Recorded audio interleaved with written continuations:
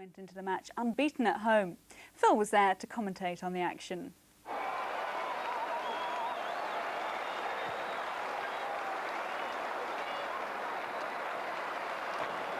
Unbeaten at home, Stockport County have climbed to a healthy 11th in the table after initially going 7 league games without a victory. Manager Gary Megson makes just one change today, with Damon Searle replacing suspended fullback Colin Woodthorpe. Top of the table following a run of 4 successive wins, Swindon are now hoping to add to away scalps, which already include Reading, Stoke and Portsmouth. Steve McMahon's injury worries are just starting to ease. Mark Walters returns to the side. Mark Robinson fit enough for a place on the bench. It's the First Division leaders then who get the game underway. Swindon, of course, in all red. Stockport also in their first choice colours of blue shirts. Craig Taylor with an important header for his team. Upfield by Ty Gooden. Stockport were looking for an offside, which wasn't there. And a first free kick of the game goes Swindon Town's way. And the referee today, John Brandwood, who comes from Lichfield in Staffordshire.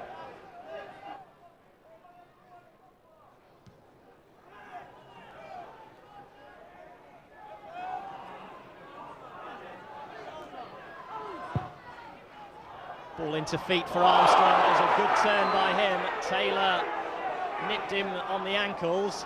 Clearly a free kick for Stockport.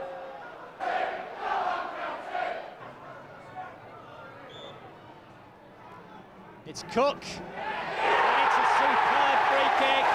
Stockport County have the lead. And the division's leaders have it all to do after just 7 minutes.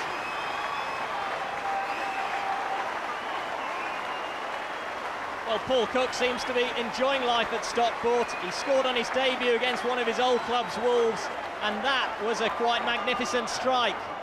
No chance at all for the goalkeeper.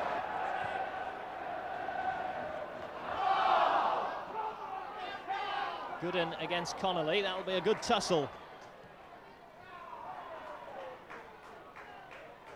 Cook with the interception. Can't pick out his man though.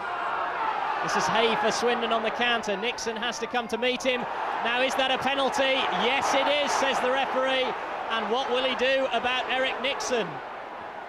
Fortunately for the goalkeeper, he looks aghast at that decision, but his punishment could be a lot worse had Chris Hay been going directly towards goal.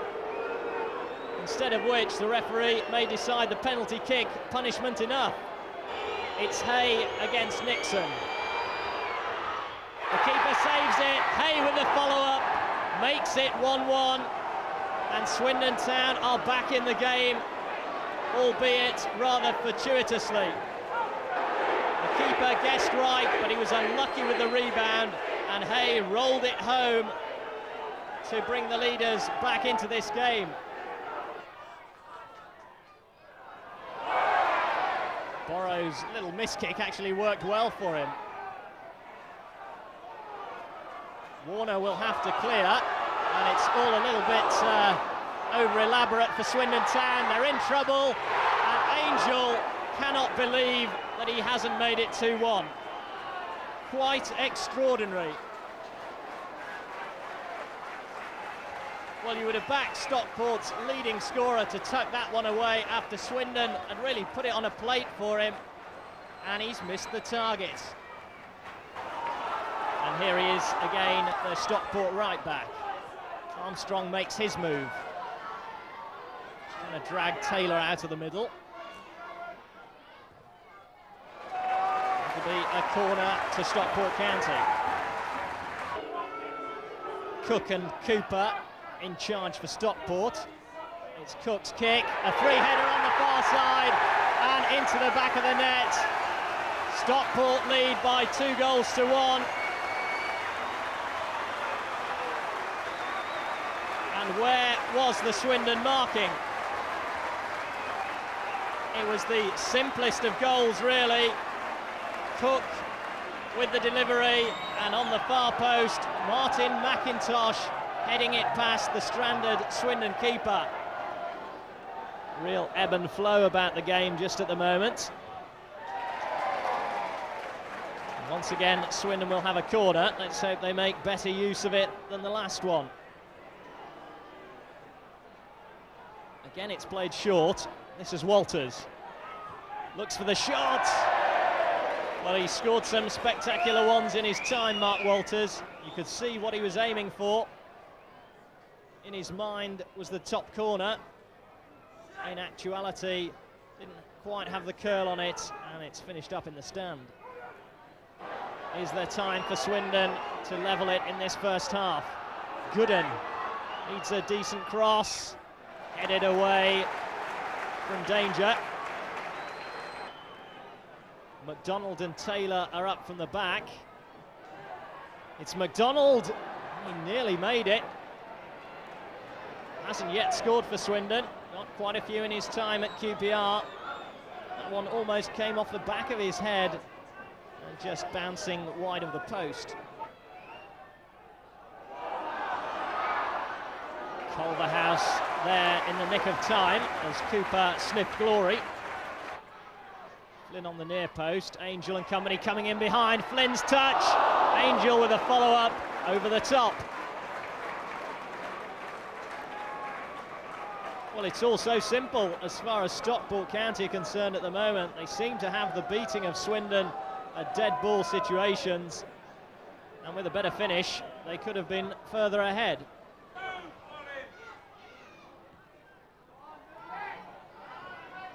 Good leap by Armstrong. On for Angel. Great try. It flashed across the face of goal. Well, Brett Angel certainly got the bit between his teeth this season. He was looking for goal number 14, and he wasn't too far away. Watson probing the corners now with Finney. Good cross by him. Coe nearly made it. It was rather fly-hacked clear by McIntosh. Walters with a kick. McDonald climbs high. It's just too much elevation on it. Well, they nearly worked it. Eric Nixon happy to see that one dropping over the top. Now it's Walters. Bends it in. Flynn with the important interception. Now can Stockport break? Cook down the middle. Fires it out to the far side for Armstrong. Can he go all the way? He can. Alan Armstrong gets the third, and that surely seals it for Stockport County.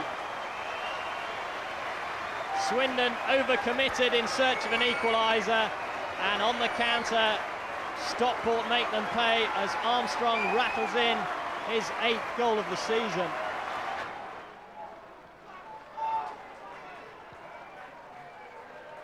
Culverhouse still enjoying plenty of green space on this side.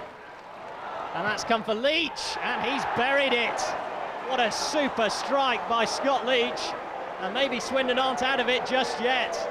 And as Stockport defenders stood still and watched, Scott Leach just rammed it into the bottom corner. Stockport have been a real threat from these situations all afternoon. Bennett delivers it to the near post. Armstrong, Gannon, only just over the top. He made the effort at some cost to himself. He wouldn't have minded the pain if that had flashed into the top corner. As it was, it missed by inches.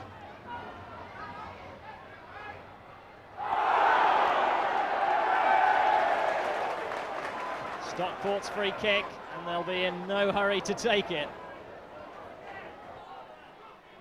It's also interesting to note they haven't pushed too many of the big men forward, both centre-backs staying firmly in place. Nearly breaks for Armstrong, it does now, and surely it is all over this time.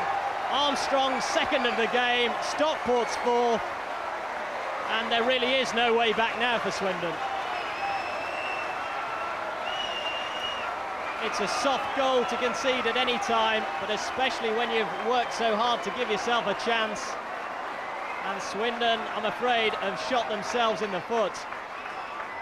Obviously, when you are top of the league, other sides are going to be trying that little bit more, I suppose, to knock you off. Well, we said that before the game. It's different. We're in a different position now. When you're top, people want to knock you off. And that's what's happened today, isn't it? So, yeah, totally different. Now people are starting to really consider us as a good team. The home fans didn't agree that it was a penalty, but I don't think there was much doubt about it, was there? No doubt whatsoever. I'm just amazed about the rules for referees. About what did he do? Did he book him? Didn't do anything. Did nothing. It's a penalty, isn't it?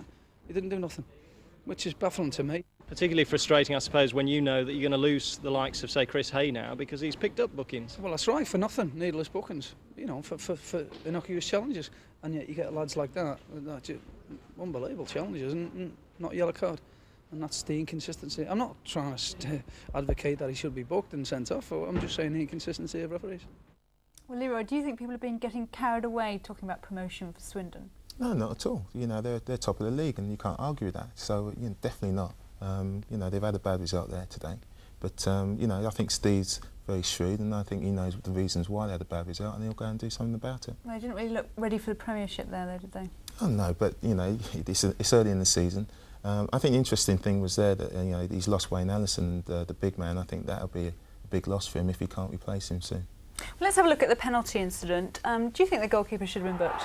Definitely. It's a definite penalty, and, you know, but he shouldn't have been sent off because he's not going towards the goal, but it's a definite penalty and he should definitely be booked. And I think Steve's got a great case, because referees this season have been so inconsistent.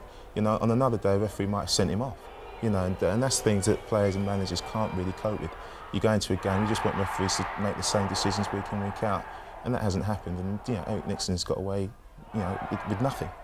But defensively, Swindon were looking obviously very suspect, weren't they, in this game? Yeah, I think Ashley thinks he's back at Liverpool still. You know, he's trying to play out the back there, and they're putting themselves in all kinds of trouble.